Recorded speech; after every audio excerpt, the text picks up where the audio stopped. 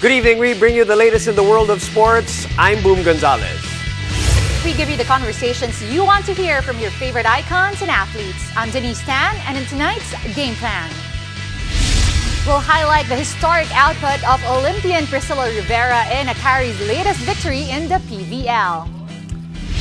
We'll also find out what the Akari Chargers are up to next in the reinforced conference. And we'll talk about the friendship of Cool Smashers Kyla Atienza and Jema Galanza through the years in PVL ICON-NECT. Buckle up, sports fans. Let's get in the game.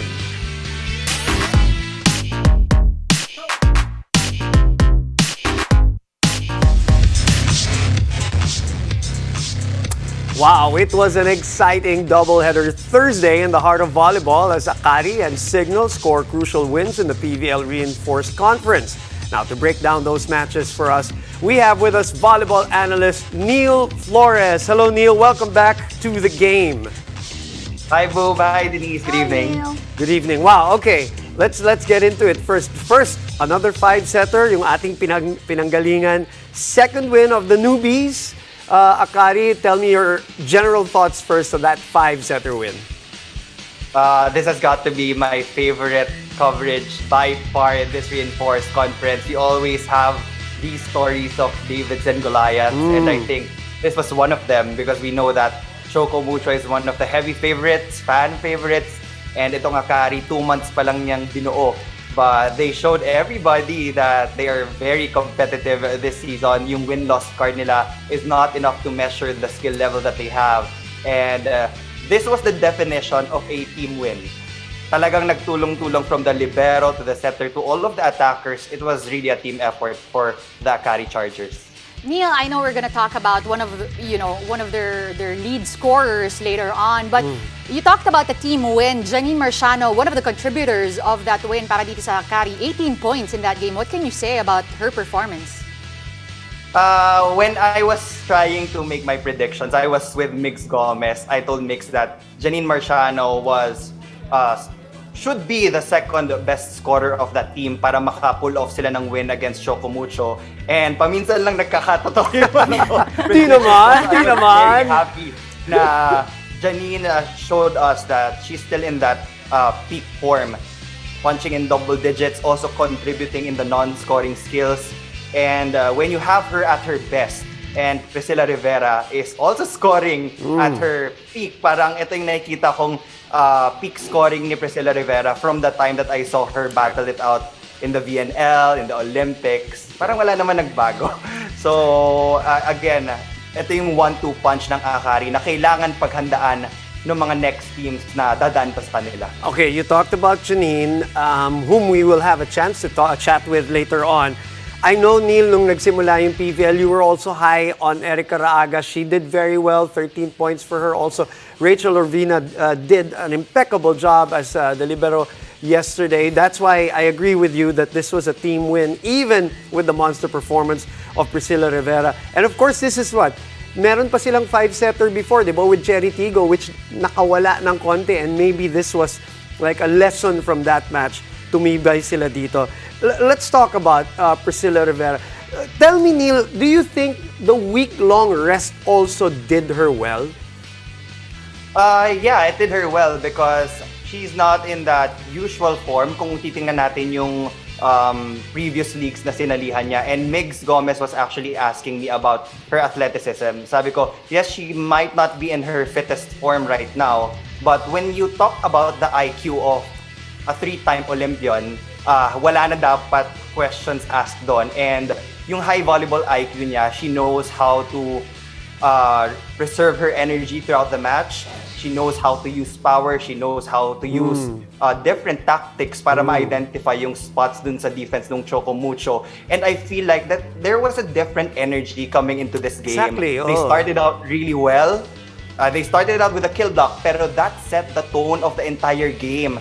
And when you start every single set ng tama, and when you get to win each and every technical timeout, you know that you're in that proper form, in that proper conditioning in that specific game. And it showed. It really showed. 44 points. Grabe. I mean, Record. Wala na kaming masabi on the coverage eh. 41 points was the record set by Kia Bright for Banco Perlas before, but 44 is on a different level. Neil, of course, I mean, we can't deny the numbers are there. 44 points nga para kay Priscilla Rivera. High volleyball IQ like what you mentioned, but what do you think she brings to the table aside from this one? How will this affect this very young Akari team? Ang pinaka-difference ng isang Priscilla Rivera among all the other imports is that she knows how to adjust. We know that the international level of volleyball that she has been playing is very different from the Philippines. That's why nung pagpunta niya dito, the management talked to her, they set expectations, they said that this was a new team, and the mentorship that she provides, yun yung pinaka-crucial when we talk about reinforcements. And you would also notice yung style of volleyball niya that she acknowledges and she's very accountable dun sa mga mistakes na nagagawa niya.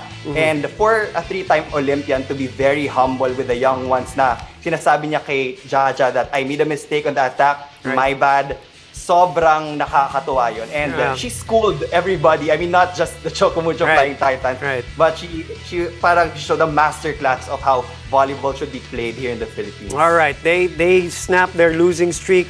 Signal snapped their losing streak also, and welcome back Riri Meneses. Talk about that win. That was big, and obviously Riri back is also huge, Neil.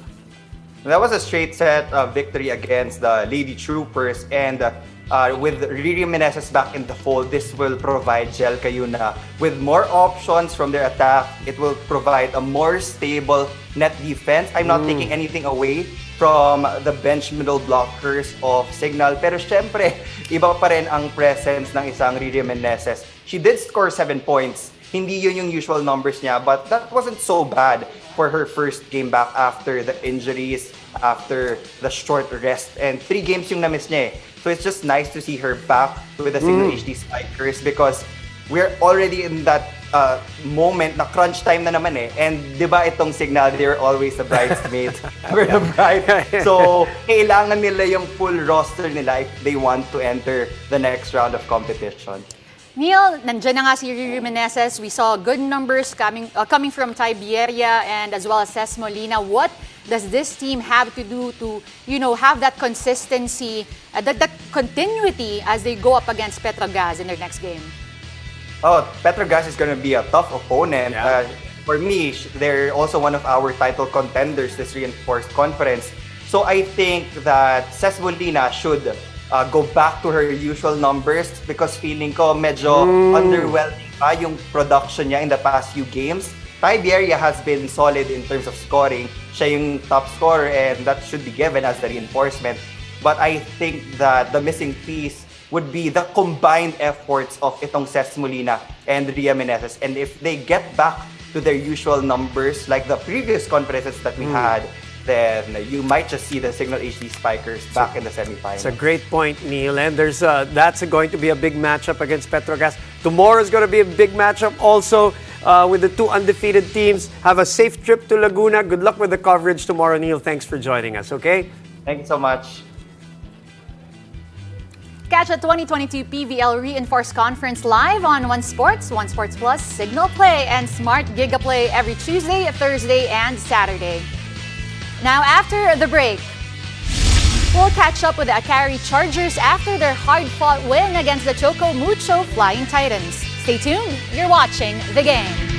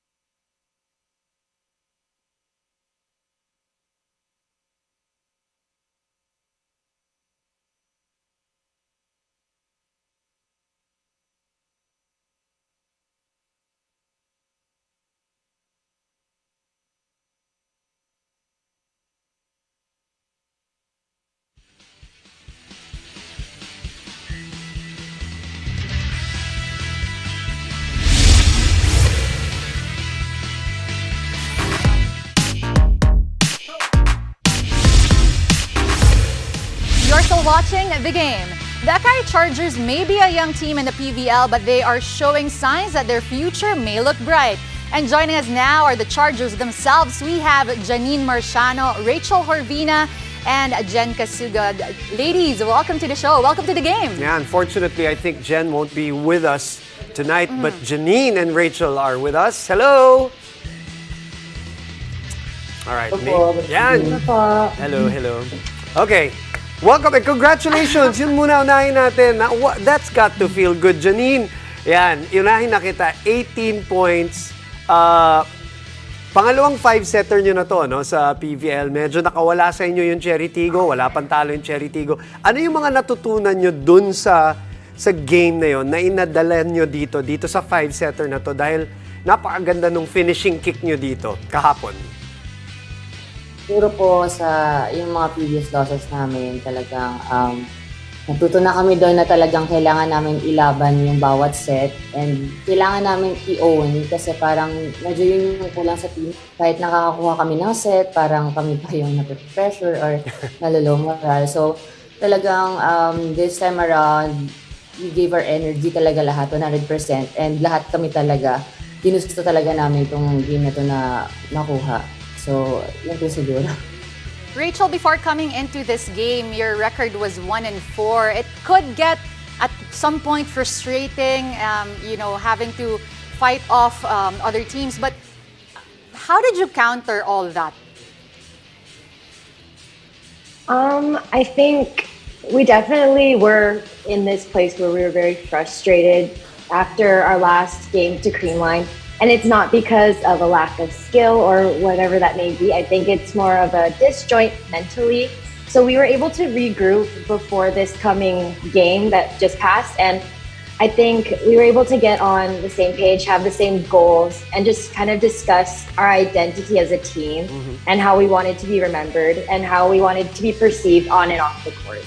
Nice. So, you played very well yesterday too. You were the backbone of that defense. I think a lot of the sets, obviously, that went to Erica and Janine, and of course, Pris, you were responsible for that, Rachel. So we got to give you your flowers for that. So congratulations.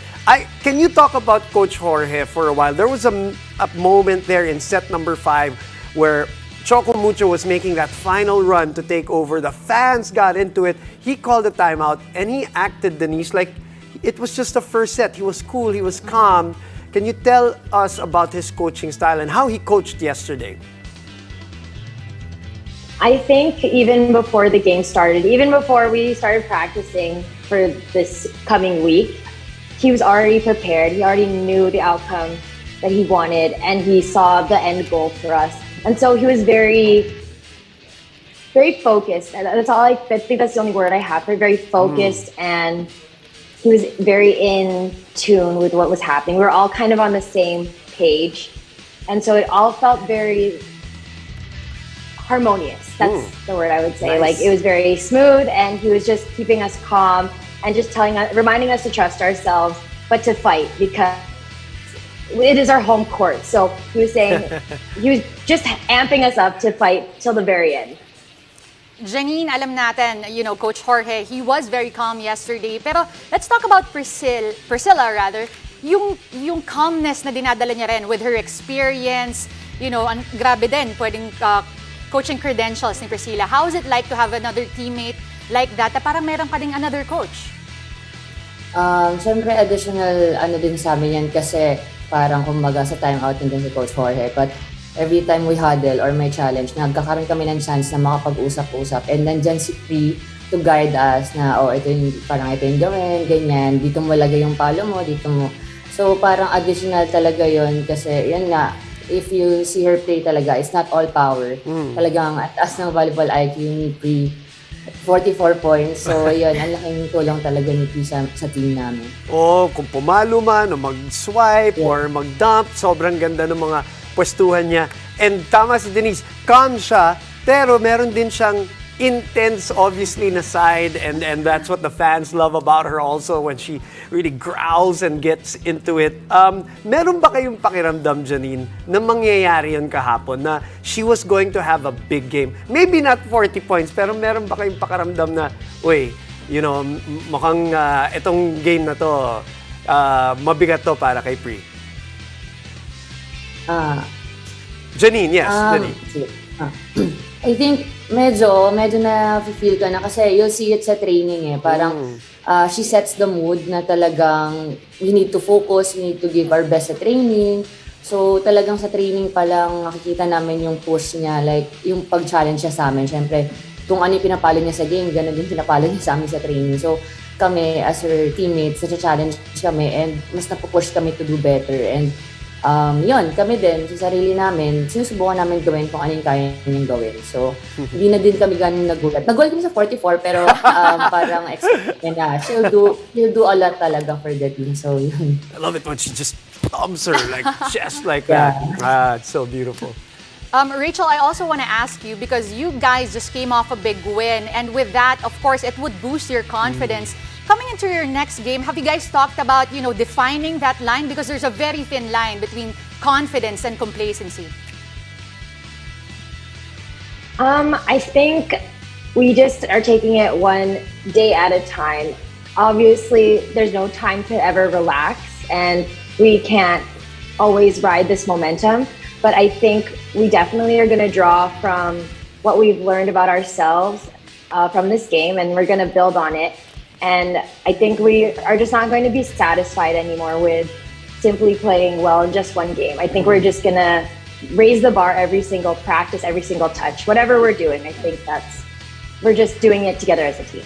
And maybe a win like this will propel you to, greater heights for the team. Congratulations to you guys. Good luck looking forward, even if it's not going to be in your home court in some of those, if not most of the games. But stay healthy, and we'll talk to you again soon. Thanks for being on the show tonight. Thanks, girls. Thank you. When we return, we'll bring you closer to best friends and cool smashers, Kyla Atienza and Jema Galanza in PVL ICON-NECT. Stay tuned. You're watching The Game.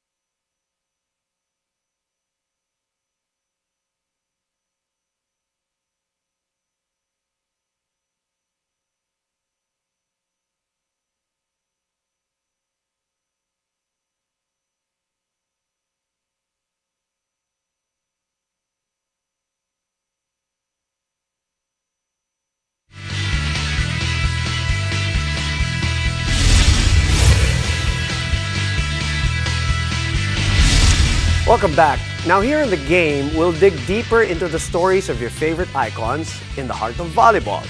Let's look back at the journey of best friends Kyla Atienza and Jema Galanza of the Creamline Cool Smashers in this edition of PVL ICON-NECT. Hi, I'm Kyla. Hi, I'm Jema from Creamline Cool Smashers.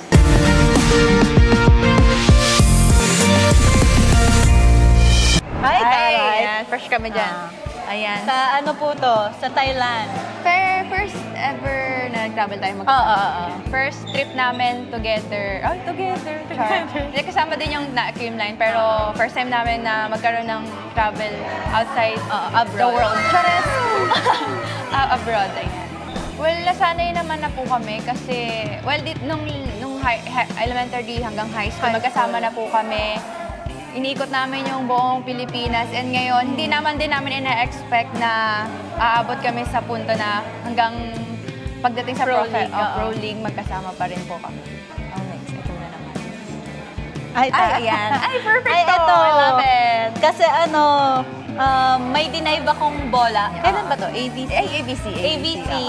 May denive akong bola, tapos hindi ko alam kung nasaan yung bola. Tapos paglingon ko kayo, nasa taas na si Jeff. Yes, diba? Ginanong ko. Nasaktan din ako ng mga panahong yun. Hindi. Pero, I think, eto din, nakikita ko kasi talaga yung kagustuhan ni Kyla makuha yung bola. So, sino ba naman ako para isuko yung mga ganong klaseng bola? Si Darna. What? Yes. Hindi ako makapaniwala na mag-aabot kami sa ganong level. Tapos kasama ko pa rin si Jem. Kasi nung nag-start ako mag-volleyball, as in, nung grade 6, hinugot lang nila ako ng team nila nung grade 6. And then di ko po ina-expect na, look, na magkakatimate kami na ganito. Ay, Dahil, imo pa po, tsaka ayan, i-zoom daw. Emote ka dyan. Ito po, siguro, second year? second year. High school. Oo. Ito ate yung time na naglalaro kami, na umabot tayo ng 12 ng gabi. Yun ate yung sobrang tagal talaga ng ng laro namin. Kasi grabe rin talaga ang competition sa Laguna. So, syempre as a competitive beginner, so yun, inaabot talaga kami ng 12 ng gabi kakalaro. Yes. Tapos dyan lang po kami natutulog. Ayan, yes. So, provincial meet namin yan. So, talagang sa outside court po kami naglalaro. May sugat yung tuhod namin kasi grabe, sobrang rough na. Tingnan niyo naman si Jema dati. Sa ngayon. Pwede niya si Kyla. Ako ba to? Oo, ikaw yan pala. Nung bata kami, Nung bata po kami, wala po kami masyadong iniisip. oo, totoo naman. Parang laro lang kami ng laro, parang di kami napapagod. Tapos ngayon kasi parang matured na kami ngayon mag-isip or maglaro din talaga. So parang ngayon, dahil nga sa matagal na din kaming magkasama, so minsan parang kahit ganyanin ko lang siya or magtinginan kami or onting bulungan lang, alam na namin yung isa't isa. Nakilala ko doon si Jema sa volleyball.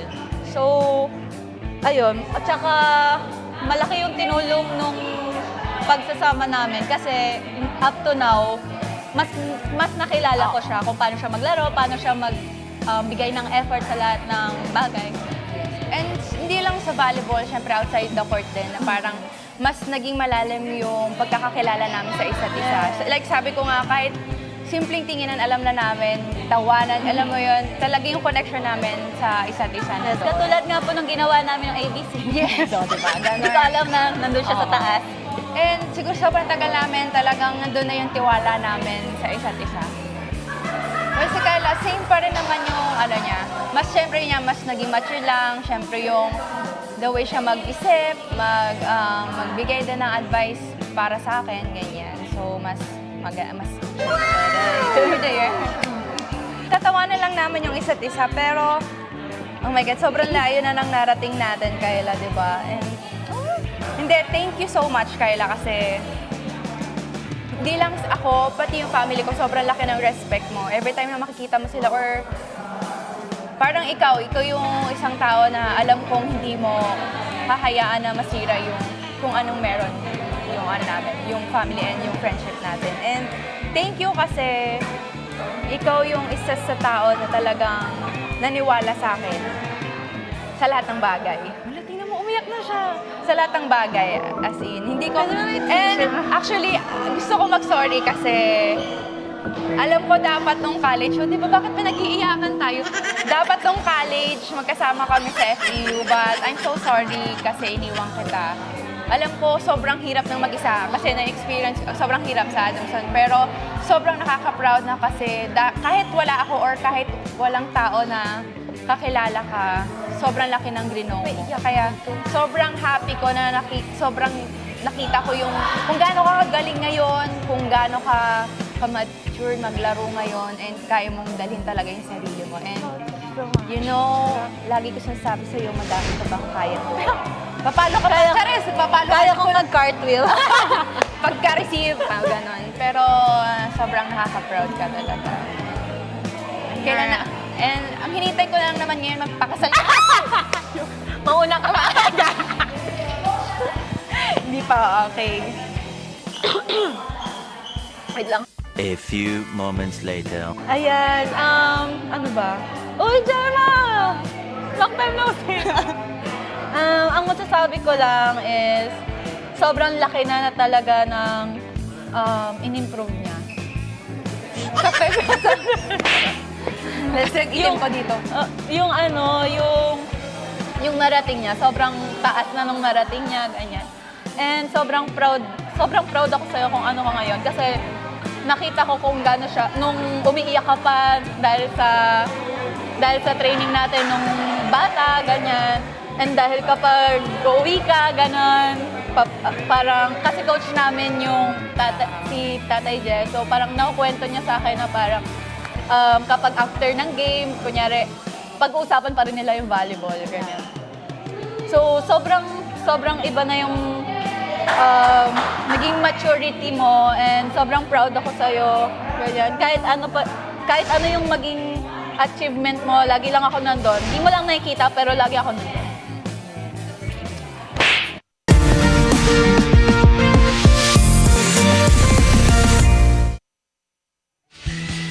And that is it for tonight's show. Thank you for joining us on Denise Tan. Dapat tayo rin may high five. I'm Boom Gonzalez and this has been The Game.